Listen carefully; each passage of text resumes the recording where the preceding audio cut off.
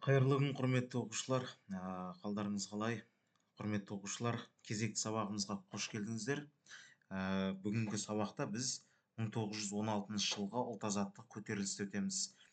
ұбт-да бір көп келетін тақырыптардың бірі дейміз, иә? 1916 жылғы ұлт-азаттық көтеріліс. Ал жаймен көп созбай бастап көрейік. Жалпы білесіздер, иә, сіздер осы тарихта екі дүниежүзілік соғыс бар ғой. Бірінші және екінші, иә. Бірінші дүниежүзілік соғыс 1914-18 жылдар аралығында қамтыды. Үштік одақ пен Антанта деген сол кездегі әлемдегі ең мықты одақтардың арасында болды дейміз, иә. Үштік одаққа Германия, Австрия, Венгрия, Италия, ал Антантаға Франция, Англия, Ресей кейіннен шығып кетеді бұл соғыстан, иә. Сөйтіп оның орнына Америка тағы басқа елдер кіреді. Не керек? Сол кезде бір 50 шақты мемлекет болған әлемде. Соның бір 38 мемлекеті осы бірінші дүниежүзілік соғысқа қатысты дейміз, иә. Сөйтіп үлкен соғыс болды.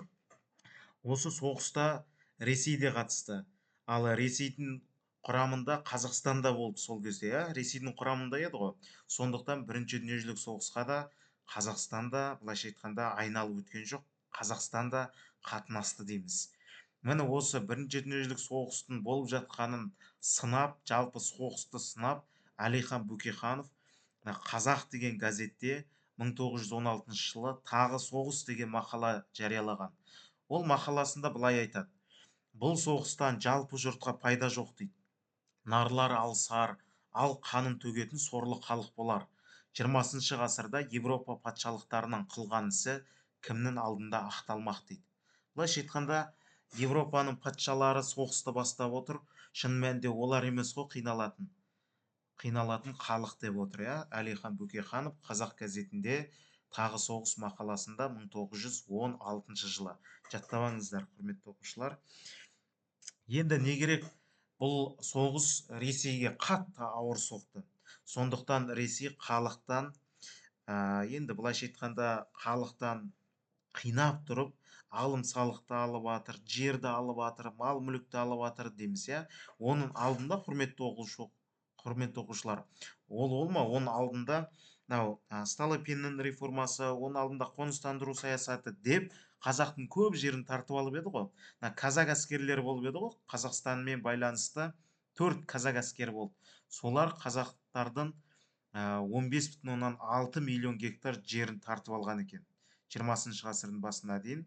Ал жалпы орыс шаруаларына деп 1893-1905 жылдары Қазақстаннан 4 миллион десятина жер тартып алған. 1906-1912 жылдары 17 миллион десятина тартып алған дейміз. Жалпы 17 жылға дейін Қазақстаннан 45 миллион десятина жер тартып алған. Орыс шаруаларына деп Қазақстаннан дейміз, иә. Не керек? Енді соғыс ауыртпалығы көбінесе халыққа түсті. Халықтан Қазақстаннан мысалға 1914 жылы соғыс басталмай тұрып 600 мың сом жиналатын болса салық ретінде, ал 1917 жылға қарай бір 2-3 жылдың ішінде 1 миллион 200 мың сом салық жиналған. Сонда салықтың мөлшері 2 есе өскен дейміз, иә.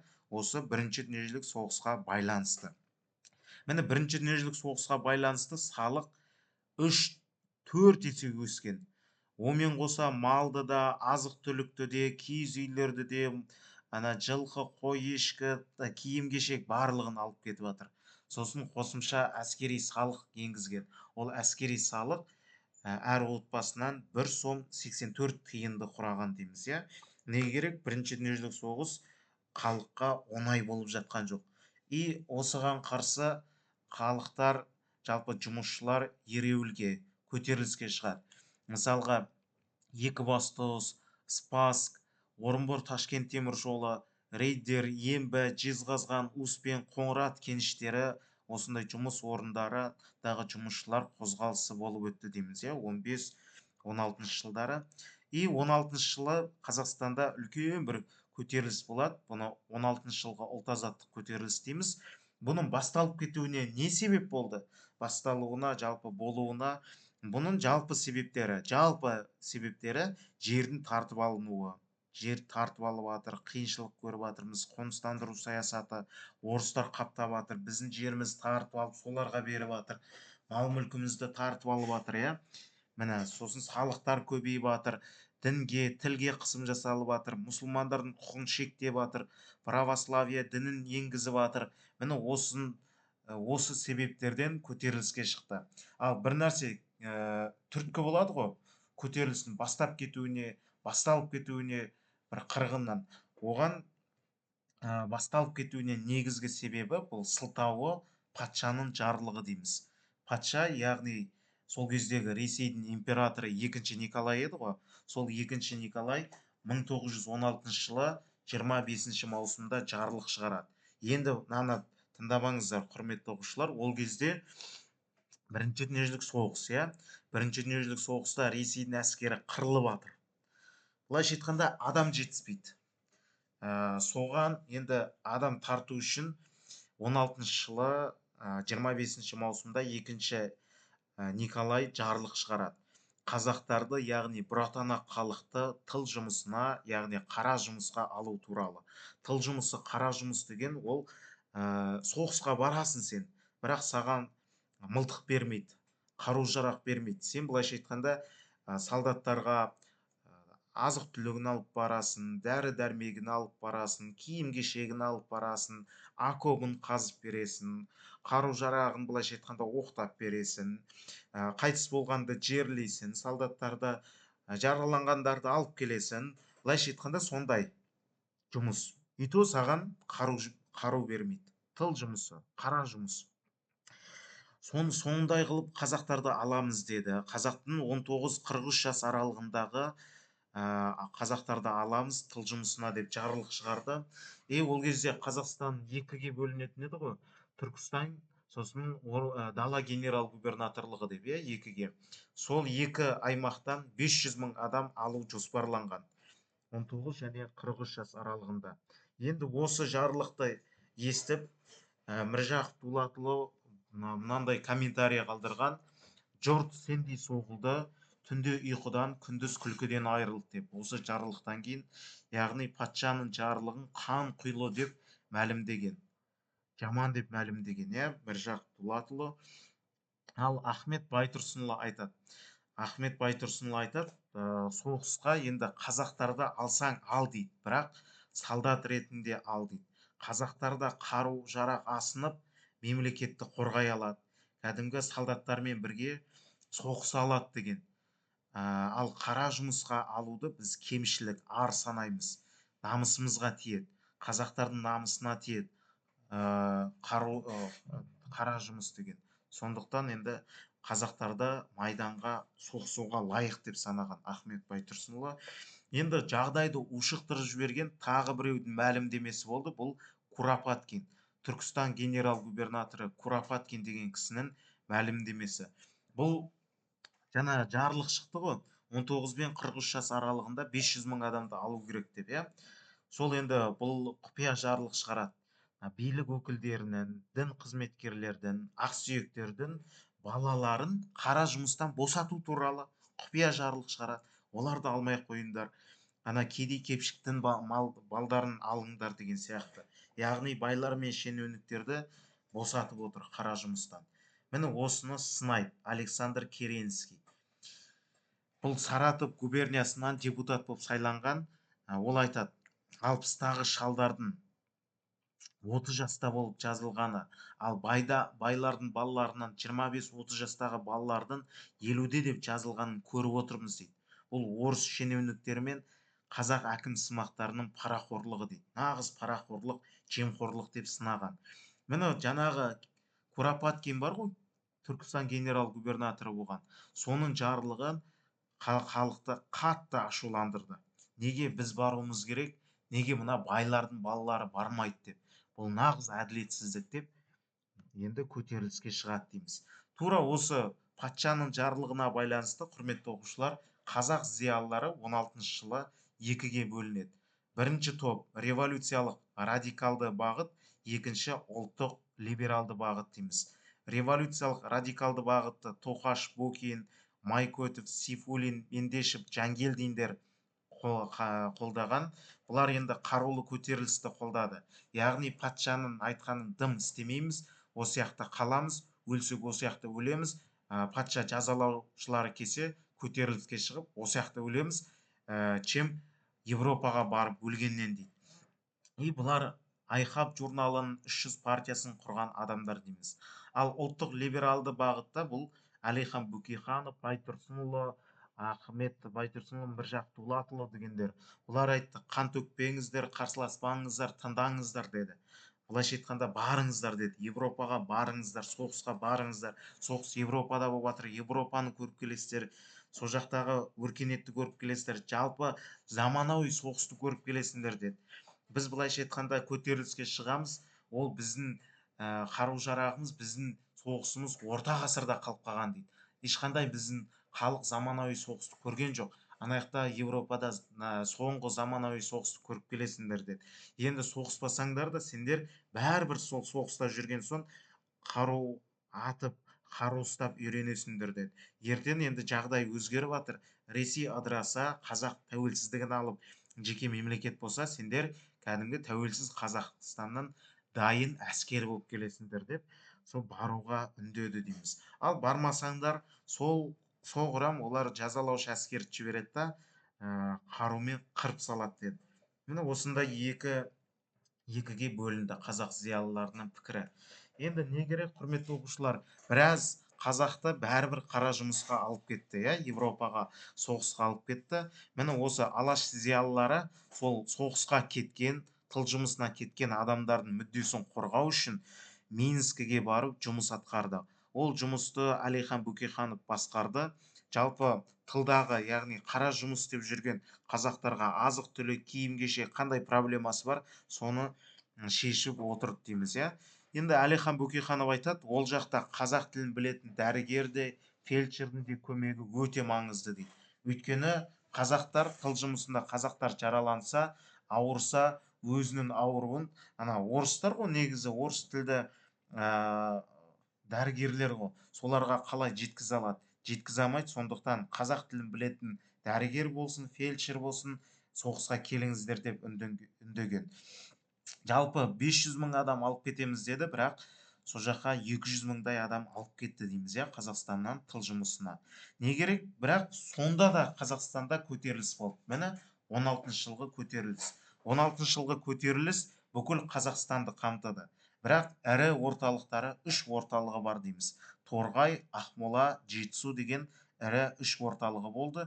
Жалпы 16 жылғы көтерілістің қозғаушы күші бұл халық бұқарасы. Яғни халықтың барлық өкілдері осы көтеріліске қатысты дейміз. Міне 16 жылғы көтерілістің ірі орталықтары үшеуі. Жалпы көтеріліске шыққан адамдар бірінші әкімшілікке шабуыл жасап, әкімшілікті қиратты, екінші тізімдерді жойды. Алу керек тізімдері болды ғой, адамдар жинау керек тізім. Соларды жойды, темір жолдарды бұзды. Неге темір жолды бұзды? Себебі жазалаушы әскер темір жол арқылы келетін тұғын, соны келмесін деп темір жолдарды қиратты дейміз. Ал ірі орталығы Торғай көтерілісін айтайық. Торғай көтерілісі жалпы 16 жылғы көтерілістің ірі орталығының бірі, және бұның ерекшелігі ең ұйымдасқан, тәртіпті, басқару жүйесі мықты болған көтеріліс дейміз. Жалпы жеңілмеген көтеріліс осы Торғай көтерілісі. Торғай көтерілісінің басшылары, Торғай көтерілісінің сардарбегі, яғни қолбасшысы бұл Амангелді Иманов болды. Ал Торғай көтерілісінде хан болып сайланды, бұл Әбдіғаппар Жанбосынұлы хан болып сайланды. Ал Торғай көтерілісінде мергендер жасағын басқарған мергендердің басшысы Кейкі Батыр болды дейміз, Міне Амангелді Иманов, Әбдіғаппар Жанбосынов хан болды, Кейкі Батыр мерген дейміз, Енді не керек? Торғай көтерілісінде хан да сайланды, сардарбек те болды, салық жүйесі енгізілді, пошта қызметі болды. Былайша айтқанда шағын бір мемлекет есебінде болды дейміз, Торғай көтерілісі.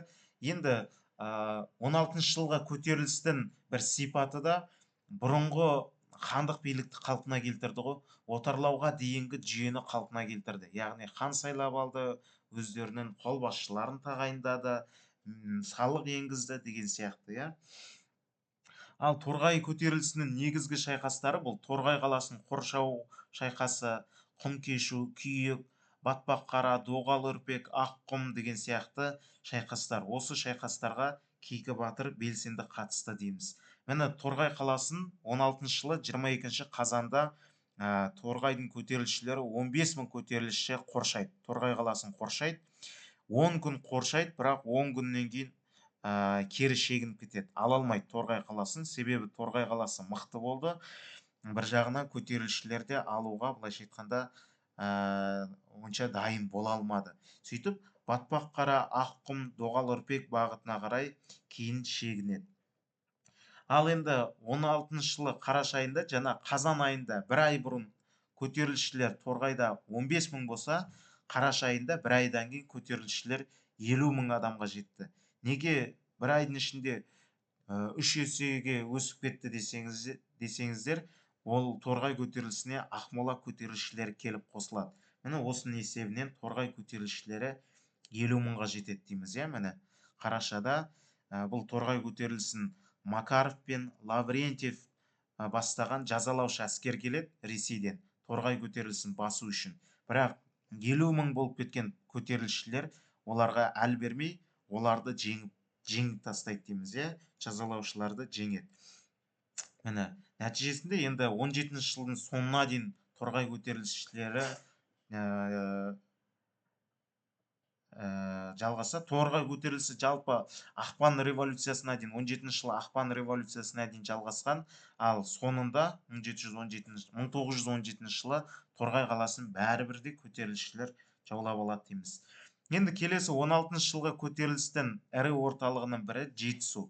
Жетісудағы көтеріліс 16 жылы шілдеде басталады. Жетісудағы көтерілістің бір ерекшелігі, бұлар көп ұлтты көтеріліс болған. Оған қазақтар, ұйғырлар, дүнгендер, қырғыздар, тағы басқа ұлттар қатысқан. Олардың басшылары, Жетісудағы көтерілістің басшысы Ұзақ Саурықов, Жәмеке Мәмбетов, Бекболат Әшекеев, Тоқаш Бокин деген сияқты адамдар осы Жетісу көтерілісінің басшылары болған. Жетісудағы көтерілісшілер 5 мың адамға жеткен.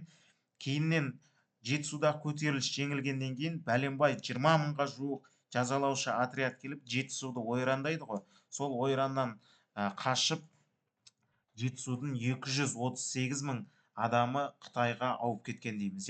Қытайға қашып кеткен, сол жазалаудан қорқып, қауіптеніп. Жалпы жазалаушылар 20 мың адам келіп Жетісудағы көтерілісті әбден басып тастаған.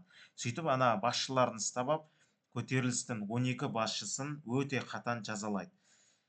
Міне бірнеше шайқас болады Жетісуда. Сол бірнеше шайқаста жеңіліп қалады көтерілісшілер. Неге жеңіліп қалды? Себебі қару-жарақ аз, ұйымдасу әлсіз болды. Сол кезде Жетісудың генерал-губернаторы Михаил Фольбаум болған. Бұл да енді төтеп бере алмай жеңіліп қалады. Сөйтіп әскери далалық соттар құрған. Әскери далалық сот деген не керек, кінәсі дәлелденбесе де, енді өлтіре берсе болады деген сөз ғой. Ана сот өлтіре береді адамдарды. Ал Жетісудағы Жәмеке Мәмбетов, Ұзақ Саурықов деген көтерілісшілердің басшыларын, осы екеуін түрмеде у беріп, қинап өлтірген. Ал жалпы Жетісуда Верный уезі Жайымтал болысының ханы болып сайланған бұл Бекболат Әшекеев. Жетісудағы көтерілісте хан болып сайланған кім десе, осы Бекболат Әшекеев дейміз.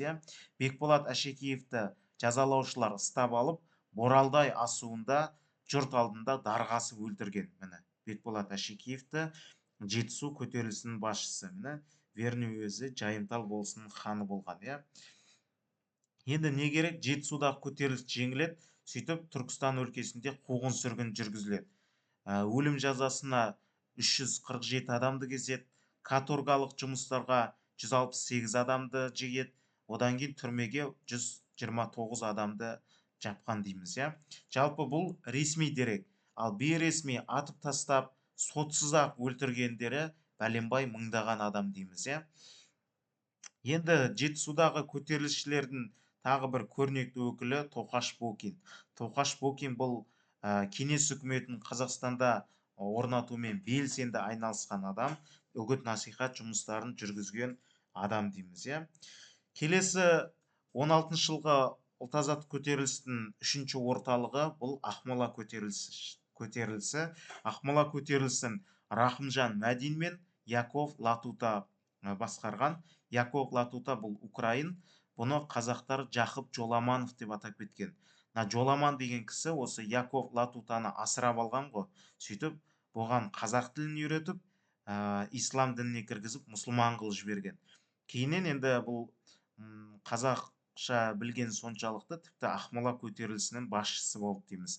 Жалпы Ақмола көтерілісшілердің саны 30 мың адамға дейін жеткен, бірақ кейіннен жеңіліп, олар Торғай көтерілісіне барып, сол жаққа қосылып кетеді дейміз, иә.